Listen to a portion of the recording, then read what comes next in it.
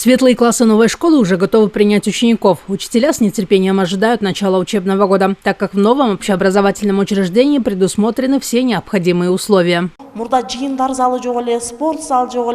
Раньше у нас не было зала для собраний, спортзала, столовой. Теперь у нас есть светлая просторная столовая, большой спортзал и актовый зал. Теперь у нас есть компьютерный класс. Созданы все необходимые условия. Есть кабинеты по всем предметам. Все классы светлые и просторные. Это не может не радовать.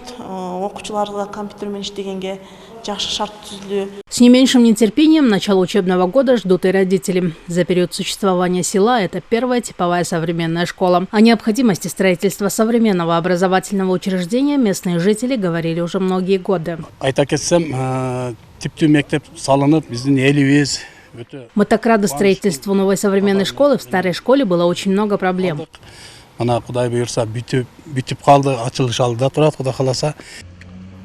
Старая школа села Айколь была построена 75 лет назад путем Ашара. Здание не отвечало необходимым требованиям. А в 2021 году оно и вовсе было признано непригодным. По информации районного отдела образования, в регионе ежегодно строятся школы, благодаря чему количество аварийных зданий уменьшается.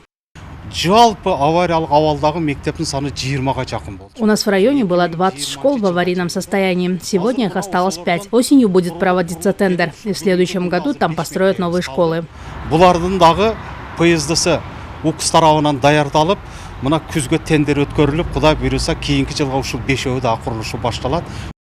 Отметим, что в этом году в Лейлекском районе будут построены 15 новых общеобразовательных учреждений и дополнительных корпусов к имеющимся школам за счет государственного бюджета. Из них 3 новые школы распахнут свои двери уже 1 сентября.